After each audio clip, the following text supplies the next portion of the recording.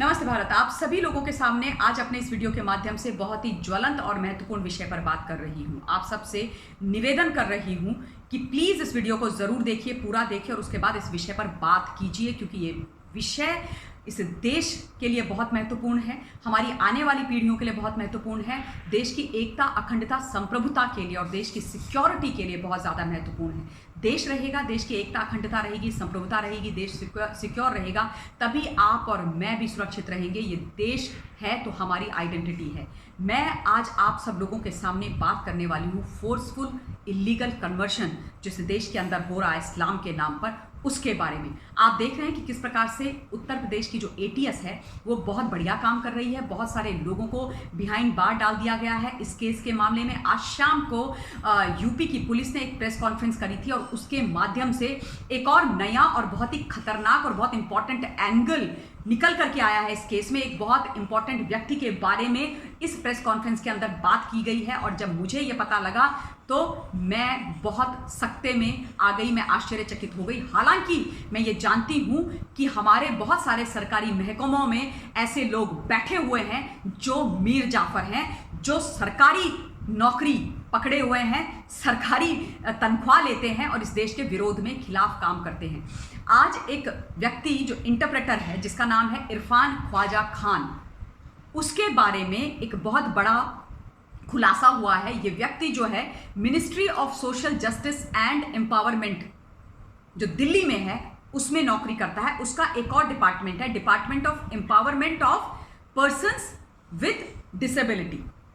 ठीक है, ये इसमें नौकरी करता है, इंटरप्रेटर है और इस नाते मूक बधिर जो बच्चे हैं, डम डेफ जो बच्चे हैं, उनके पास इसका एक्सेस बहुत आसानी से इसको मिला हुआ है, क्योंकि ये उनके पास जाता रहता है। इसकी नौकरी का, इसका जो जॉब प्रोफाइल है वो ऐसा है कि उनके पास जाता है, उनसे बातें करता है, उनको बहुत सारी चीज़ें समझाता है, बहुत सारी सरकारी स्कीम्स आदि बताता होगा, तो इसलिए उनका जो कॉन्फिडेंस है उसको एंजॉय करता है। लेकिन इस चीज़ का उसने गलत फ़ायदा उठाया। जो सरकारी नौकरी सरकार ने उसको दी हुई है उसका उसने गलत फ़ायदा उठाया, उस पोस्ट का गलत फ़ायदा उठाया। वहाँ जा कर के वो मूक बधिर बच्चों को इस्लाम पढ़ाता था, इस्लाम के फ़ायदे गिनाता था, इस्लाम की तारीफ करता था, इस्लाम को अपनाने के लिए उनको फोर्स कर रहा था, उनको रेडिकलाइज कर रहा था, उनको कन्विंस कर रहा था और उनके माइंड्स को इंडोक्ट्रिनेट कर रहा था। और दूसरी तरफ जो बाकी धर्म है उनकी बुराइयां करता था, उनके बारे में बहुत भद्दी भद्दी बुरी बुरी बातें करता था। और यही नहीं रुका वो, उसने इन मूक बधिर बच्चों को बहुत सारे प्रलोभन दिए, जैसे कि बेटर लाइफस्टाइल, बेटर एजुकेशन, बढ़िया घर, बढ़िया कपड़े, न जाने क्या क्या चीज़ें। और इसके झांसे में ये मूक बधिर बच्चे आ गए और उसके बाद ज़बरदस्ती जबरन इन तमाम बच्चों को उमर गौतम का जो इस्लामिक दावा सेंटर चलता है उसके माध्यम से जहांगीर आलम के द्वारा इनके धर्मांतरण के सर्टिफिकेट निकलवाए गए और उसके बाद उनको सर्टिफिकेट हैंडओवर करके उनको मुस्लिम बनाया गया, उनको इस्लाम में कन्वर्ट कराया गया। अब आप सोचिए कि ये कितनी खतरनाक बात है, ये कितना खतरनाक खेल चल रहा है। और इसमें वो लोग इन्वॉल्व हैं जो एक तरफ तो एक मुखौटा पहन करके रखते हैं, सरकारी मुलाजिम बन के रहते हैं और दूसरी तरफ देश के खिलाफ illegal and anti national activities करते हैं। मैं आपको बताऊंगी कि कैसे इलीगल और कैसे एंटी नेशनल है। आज शाम को डिबेट कर रही थी रिपब्लिक भारत पर, तो अतिकुर रहमान एक पैनलिस्ट हैं, वो कह रहे थे कि हमारे देश का जो संविधान है उसका अनुच्छेद 25 हर किसी व्यक्ति को धर्म परिवर्तन की आज़ादी देता है। देखिए, वो जो अनुच्छेद है वो कहता है अंतःकरण की और धर्म की आबाद रूप से मानने, आचरण और प्रचार करने की स्वतंत्रता। ठीक है, लेकिन हिंदुस्तान का संविधान कहीं पर भी किसी भी पेज में किसी भी शब्द के माध्यम से ये नहीं कहता है कि जबरन, जबरदस्ती, डरा के, धमका के, गन पॉइंट पे प्रलोभन दे करके, उनको रेडिकलाइज करके, उनको भ्रमित करके किसी को भी आप उनका धर्म परिवर्तन कराओ। ये हमारा संविधान कहीं पर नहीं बोलता। और ये लोग आते हैं टीवी चैनल्स पर, नेशनल टीवी चैनल्स पर आते हैं और उसके बाद संविधान के बारे में झूठ बोलते हैं। इन लोगों को भी सजा अवश्य होनी चाहिए। अब मैं आपको बताती हूं कि ये इलीगल क्यों है। आप समझ गए होंगे, इलीगल इसलिए है क्योंकि हमारा संविधान जबरन, फोर्सफुल रिलीजियस कन्वर्जन की किसी को भी परमिशन नहीं देता है।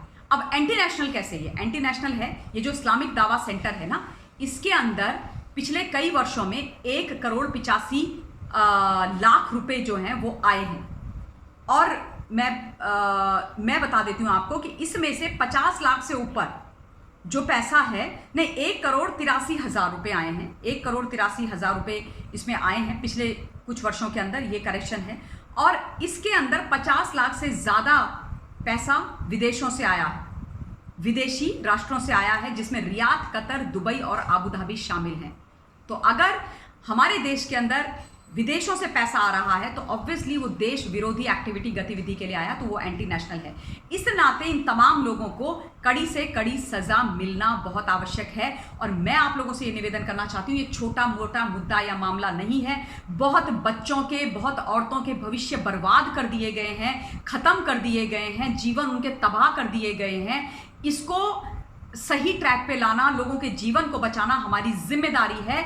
पछताएंगे बाद में, उससे कोई फायदा नहीं है। वो कहते हैं ना, अब पछतावत होत क्या जब चिड़िया चुग गई खेत। तो उस वक्त का इंतजार नहीं करना। आपने देखा है कि किस प्रकार से कश्मीर के अंदर भी कुछ सिख बेटियां थी जिनको अगवा किया गया गन पॉइंट पे, और उसके बाद उनको फोर्सफुली इस्लाम में कन्वर्ट किया गया है। ये अभी हुआ है वहाँ पर। तो ये एक्टिविटीज़ तमाम भारतवर्ष के कोने कोने में चल रही है। इसको रोकना बहुत आवश्यक है। मैं आप लोगों से निवेदन करूंगी कि इस विषय पर बात कीजिए, इस विषय को खुल करके बोलिए, इस पर डिबेट कीजिए, वाद विवाद कीजिए, चीज़ें निकालिए, फैक्ट चेक कीजिए। जो लोग आपको कॉन्स्टिट्यूशन के नाम पर झूठ बोलते हैं उनको कन्फ्रंट कीजिए, उनको भारतवर्ष का संविधान सुनाइए और उनको बताइए कि इस देश के अंदर रह करके मीर जाफर बनने की ज़रूरत नहीं है। इस देश में रहते हो तो इस देश के साथ इंसाफ करो, और अगर बात करते हो तो भारत के संविधान की करो, पाकिस्तान के संविधान की मत करो। क्योंकि यहाँ कुछ ऐसे बैठे हुए हैं लोग जो इस देश की लगातार जड़ काट रहे हैं। आप सब लोगों से मैं एक बार फिर से निवेदन करना चाहती हूँ कि ये विषय बहुत इम्पॉर्टेंट है। प्लीज़ इस पर बात कीजिए। मैं अपनी वाणी को इस वीडियो के लिए विराम देना चाहती हूँ और आप सभी लोगों से ये निवेदन करना चाहती हूँ कि आप सब लोग कमेंट के माध्यम से जो भी आप लोगों का पॉइंट ऑफ व्यू है इस विषय पर मुझ तक पहुँचाइएगा और अपना बहुत ध्यान रखिएगा। कोविड के बारे में मैं लगातार बोलती आई हूँ कि कोविड चला गया, ऐसा नहीं है। कोविड बहुत हद तक कंट्रोल में आ गया है, बहुत कंट्रोल में सेकेंड वेव आ चुकी है और काफ़ी सारे लोग रिकवर हो रहे हैं, चीज़ें ठीक हैं, वैक्सीनेशन हो रही है। परंतु इसका मतलब ये नहीं है कि हम लापरवाह हो जाएं, हम इसको लाइटली ले लें। नहीं, ऐसा नहीं करना है। जितनी भी कोविड की गाइडलाइंस है उनको फॉलो करना है, मास्क पहनना है, सोशल डिस्टेंसिंग का ध्यान रखना है, sanitary hand and respiratory hygiene का ध्यान रखना है। उसके अलावा जब भी आपको कोई ऐसा परिवार, ऐसा व्यक्ति मिले जिसको मदद की आवश्यकता है, प्लीज़ उसकी मदद कीजिए छोटे बड़े स्तर पर, और वैक्सीनेशन ज़रूर करवाइए, वैक्सीन लगवाइए, वैक्सीनेशन ड्राइव को सफल बनाइए।